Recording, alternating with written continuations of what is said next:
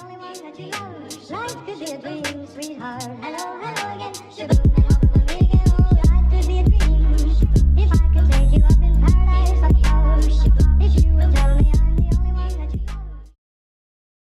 Hey guys, my name is Deanna and welcome to my channel. Today we're going to be making an apple crisp.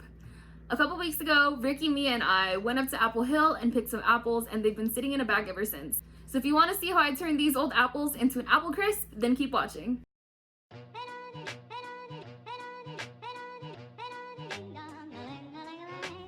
To make an apple crisp, you'll need apples, granulated sugar, brown sugar,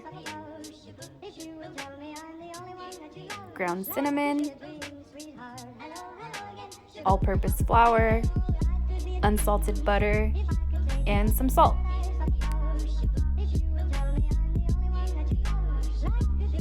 Because I've had these apples for so long, the first thing that I wanted to do was sort through them and choose which apples were good and which apples were bad. If you're not like me and don't keep apples for 2 weeks, then you can skip this step.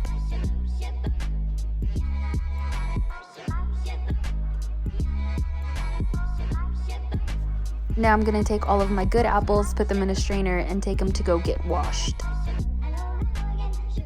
And this part is the most grueling part, the most labor-intensive part, and that is the peeling of the apples.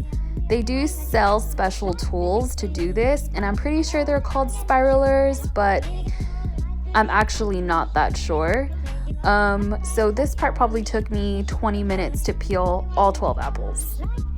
So now you want to go ahead and butter an 8x8 baking dish.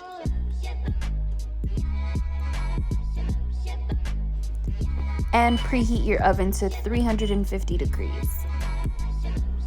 While the oven preheats, I spend time on the second most grueling task in this project, and that is slicing all 15 of my apples. I use this apple slicer to help me get the job done, but you can also just use a knife and dice your apples up if you so choose. You can see that I am placing all of these apples strategically into the baking dish, but I ended up having to pour them all into a mixing bowl to get the dry ingredients on them because I'm using 15 apples and not 6 like the recipe calls for. But I had too many apples and I needed to make sure that I used them all.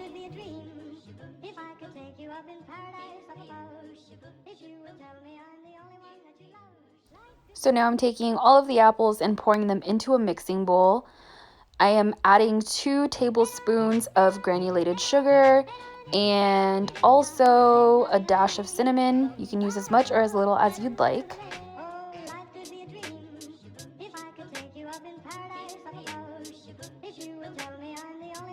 Now that I've got the apples coated in sugar and cinnamon, I'm gonna go ahead and pour them back into the baking dish.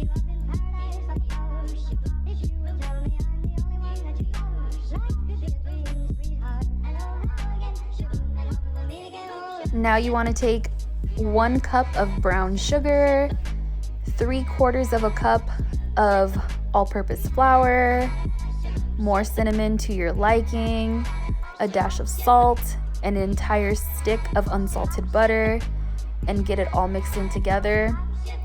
One helpful tip that I will say is I cheat and I melt the butter beforehand and create the crumbs, and it makes the next process that I'm going to show you so much easier.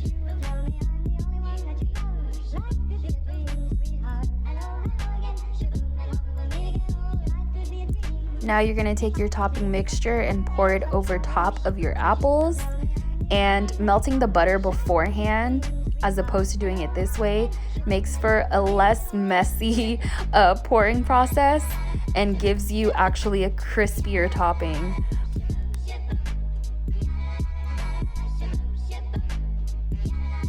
Once the oven has been preheated, you can go ahead and put in your apple crisp.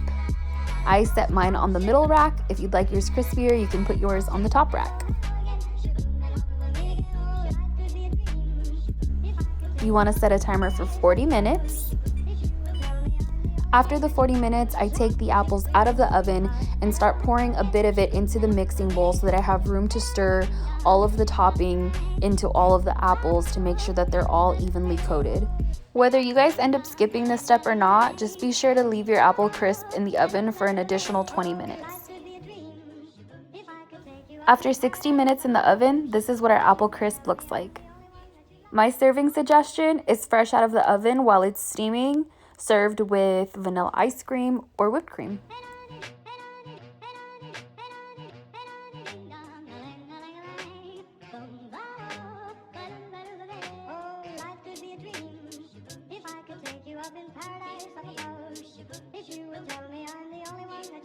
A few things you can do to change your apple crisp to make it crispier would be to add in oats to the dry mix or add more flour. This is just how we make it here. You can serve it with ice cream. We didn't have ice cream, so we served it with whipped cream. Whatever works best, you can eat it on its own. It's pretty freaking good on its own. And that is it for today's video. Thank you guys so much for watching.